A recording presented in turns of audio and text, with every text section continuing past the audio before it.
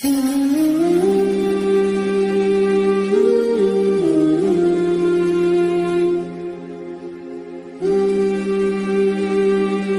علی رسول اللہ اما بعد فاعوذ باللہ من الشیطان الرجیم بسم اللہ الرحمن الرحیم یا ایہا الذین آمنوا ان تنصروا اللہ ینصرکم، اے ایمان والو تم اللہ کے دین کی مدد کرو، اللہ رب العزت تمہاری مدد کرے گا۔ اسی طرح جامع ترمذی کی صحیح حدیث کا ایک ٹکڑا ہے، احفظ اللہ یحفظ کا، لوگو اللہ کے دین کی حفاظت کرو، اللہ رب العالمین تمہاری حفاظت فرمائے گا۔ اللہ رب العالمین کس طرح حفاظت فرما سکتا ہے ہم لوگ سوچ بھی نہیں سکتے، ہماری سوچ ہی ختم ہو جاتی ہے، کیونکہ اللہ رب العالمین ہر لحاظ سے مکمل ہے، کوئی اس میں نقص ہی نہیں۔ اس نے تو کن کہنا تو سارے کے سارے معاملات ہو جانے ہیں، تو کیوں نہ ہم اپنے اللہ سے سودا کریں اور اللہ رب العزت کو اپنی حفاظت، اپنے اہل و عیال کی، اپنی نسلوں کی، اپنے کاروبار کی حفاظت اللہ کے سونپ دیں۔ کیسے سونپی جائے گی، کیسے اللہ حفاظت فرماتا ہے؟ ایک دو مثالیں دے کر بات واضح کرتا ہوں۔ قرآن مجید میں سورہ کہف کے اندر ایک بڑا مشہور واقعہ ہے موسیٰ علیہ السلام اور خضر علیہ السلام کا۔ موسیٰ علیہ السلام اور خضر علیہ السلام جب ایک بستی میں گئے، بڑی شدت کی بھوک لگی ہوئی تھی، بہت بھوک لگی تھی۔ اس دوران بستی والوں کے پاس پہنچے، بستی والوں نے کھانا دینے سے انکار کر دیا۔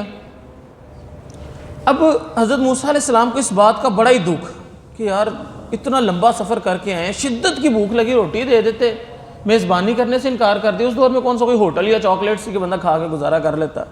بہرحال اسی بستی میں سے گزر رہے تھے تو ایک دیوار گر رہی تھی، تو خضر علیہ السلام نے کہا موسیٰ ہمیں اس دیوار کو مضبوط کر کے کھڑا کرنا ہے۔ خیر دونوں نبیوں نے مل کر دیوار کو مضبوط کر کے کھڑا کر دیا۔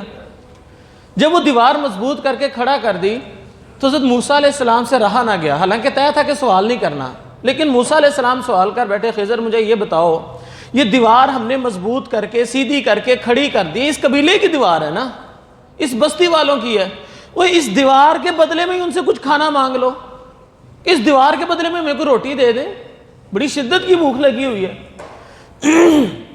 اس موقع پر خضر علیہ السلام نے فرمایا یہ دیوار پتہ کس کی ہے؟ یہ دیوار وَأَمَّا الْجِدَارُ فَكَانَ لِغُلَامَيْنِ يَتِيمَيْنِ فِي الْمَدِينَةِ، یہ دیوار دو یتیم بچوں کی ہے، وہ شہر میں ہے، کہیں کسی کے پاس پل رہے ہیں، رہ رہے ہیں، یتیم ہے، باپ فوت ہو چکا ہے، یہاں پر نہیں ہے۔ وَكَانَ تَحْتَهُ كَنْزٌ لَهُمَا، اور اس دیوار کے نیچے ان کا خزانہ چھپا ہوا ہے۔ تیرے رب نے یہ چاہا کہ ایسا نہ ہو کہ دیوار گر جائے، کسی لٹیرے کی نظر پڑ جائے، کوئی مال اٹھا کر لے جائے، تیرے رب نے یہ چاہا کہ اس خزانے کی حفاظت کی جائے، اس لیے ہمیں حکم دیا اور ہم نے اس دیوار کو مضبوط کر کے کھڑا کر دیا، تاکہ وہ یتیم بچے جب شہر سے بڑے ہو کر واپس آئیں گے اپنے علاقے میں، کھدائی کریں گے تو اپنا خزانہ ڈھونڈ لیں گے، ان کو مل جائے گا ان کا خزانہ۔ اب کیا ضرورت تھی نبیوں کے ذریعے اس یتیم بچوں کے مال کی حفاظت کرنے کی؟ اسی آیت کا اگلا ٹکڑا وَكَانَ أَبُوهُمَا صَالِحًا، ان کا باپ بڑا نیک تھا۔ کیا مطلب؟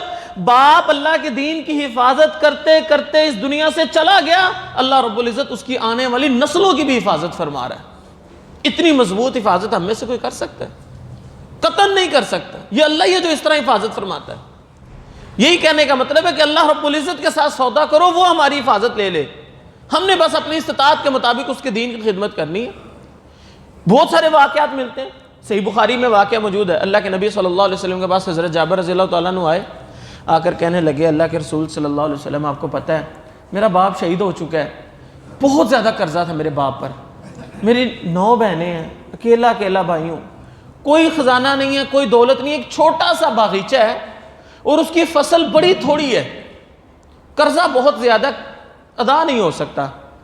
تو اے اللہ کے رسول صلی اللہ علیہ وسلم میں آپ کے پاس اس لیے آیا ہوں کہ آپ میرے پاس آ جانا، کیونکہ آج میں نے اپنے باغ کی فصل اتارنی ہے، قرض داروں کا وقت طے ہے، انہوں نے آ کے مجھ سے قرض کی ڈیمانڈ کرنی ہے، مطالبہ کرنا ہے، قرض تو میں ادا کر نہیں سکتا، پیسے میرے پاس ہے نہیں، فصل تھوڑی سی ہے۔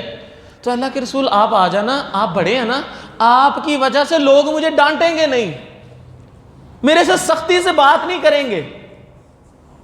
ہوتا ہے نا مثال طور پر میں نے کسی بندے کے پیسے دینے ہو، میں نوید بھائی کے ساتھ بیٹھوں گا، اگلا بندہ کہتا چل یار کوئی گل نہیں، مسیتوں باہر آ لیندے پھر پوچھنے ہیں، بڑے بندے کا ایک حیا ہوتا ہے۔ تو تو حضرت جابر رضی اللہ تعالیٰ عنہ کہنے لگے اے اللہ کے رسول میری آپ سے گزارش یہ ہے کہ آپ میرے پاس آ جانا، آپ کا حیا کرتے ہوئے لوگ مجھے ڈانٹے نہ۔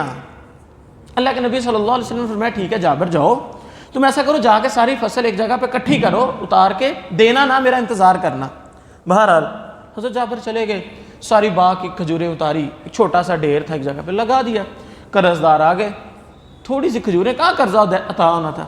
اللہ کے نبی صلی اللہ علیہ وسلم اوپر سے آ گئے، اللہ کے نبی صلی اللہ علیہ وسلم نے اپنا کپڑا لیا اور کھجوروں کو ڈھانپ دیا، کھجوروں کے ڈھیر کو ڈھانپ کر کہا جابر اس کپڑے کے نیچے سے کھجوریں نکالتے جاؤ، تولتے جاؤ، نکالتے جاؤ، تولتے جاؤ، جس بندے کا جتنا قرض ہے اس کے قرضے کے مطابق اس کو کھجوریں تول کے دے دو۔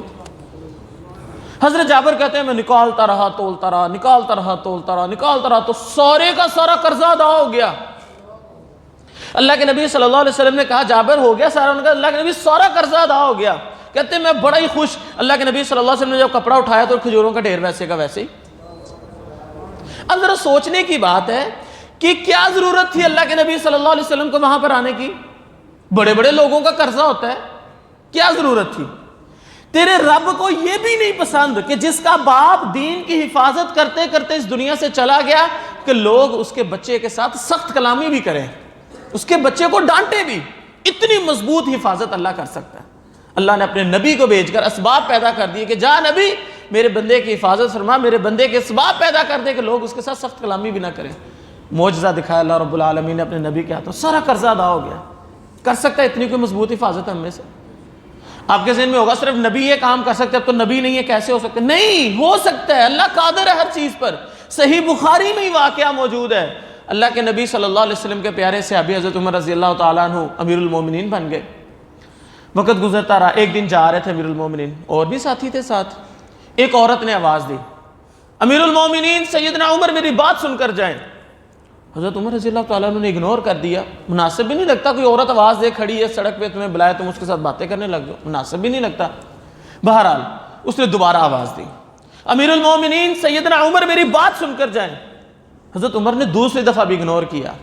اس عورت نے تیسری دفعہ جب آواز لگائی تو کہا میں خفاف بن ایما کی بیٹی ہوں، امیر المومنین سیدنا عمر میری بات سن کر جائیں۔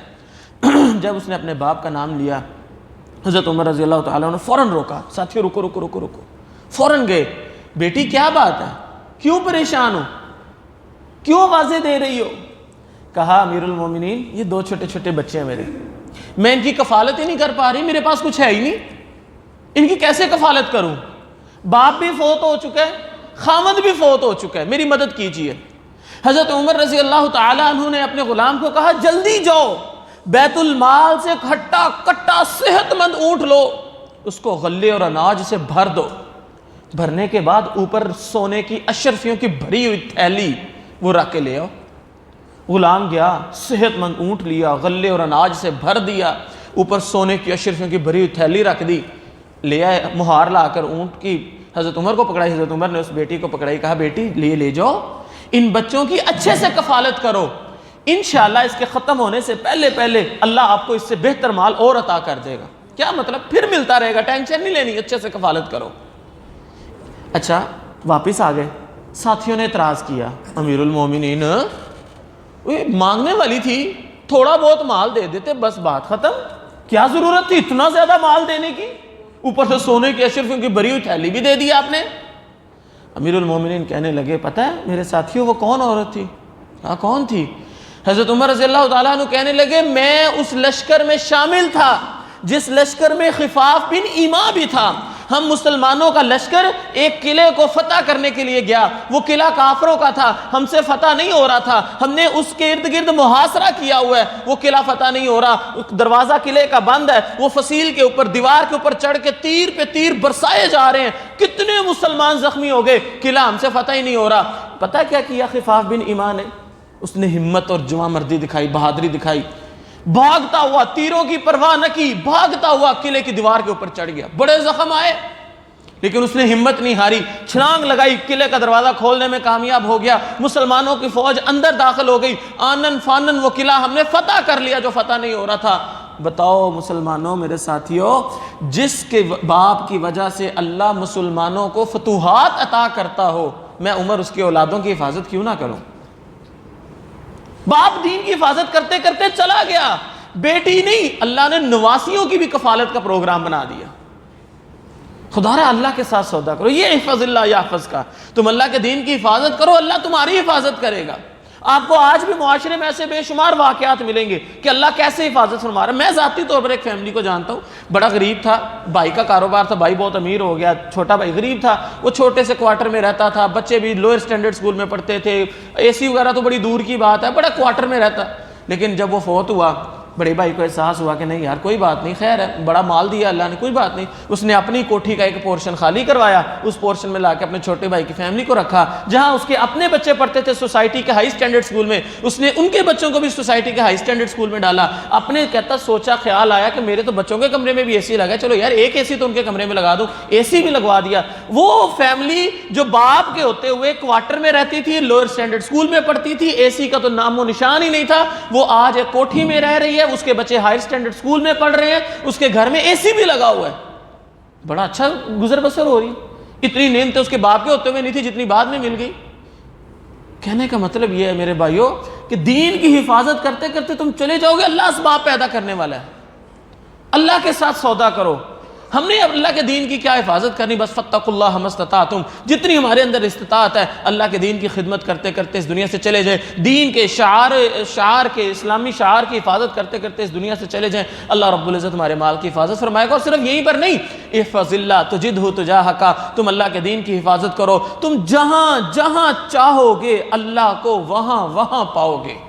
کیا مطلب؟ تمہارا دل کرتا ہے تمہارا کاروبار خوب ترقی کرے، تم اللہ کے دین کی حفاظت کرنے والے بن جاؤ، اللہ تمہارے کاروبار کو چار چاند لگا دے گا۔ تمہارا دل کرتا ہے تمہاری ساری ضرورتیں پوری ہو جائیں، تم اللہ کے دین کی حفاظت کرنے والے بن جاؤ، اللہ تمہاری ساری ضرورتیں پوری کر دے گا۔ تمہارا دل چاہتا ہے تمہاری اولاد تمہاری آنکھوں کی ٹھنڈک بن جائے، تم اللہ کے دین کی حفاظت کرنے والے بن جاؤ، اللہ تمہاری اولاد کو تمہاری آنکھوں کی ٹھنڈک بنا دے گا۔ تمہارا دل چاہتا ہے کہ تمہاری خاندان میں عزت ہو، لوگ تمہاری عزت کریں، تم اللہ کے دین کی حفاظت کرنے والے بن جاؤ، اللہ لوگوں کے دلوں میں تیرے لیے عزت پیدا کر دے گا۔ تجدہ تجاہک کی بڑی لمبی تشریح ہے، اس کا مطلب ہے تم جہاں جہاں اللہ کو چاہو گے وہاں وہاں اللہ کو پاؤ گے، جو جو کام تم چاہو گے اللہ تمہارے وہ کرتا چلا جائے گا، بس تم نے اللہ کے دین کی حفاظت کرنی ہے۔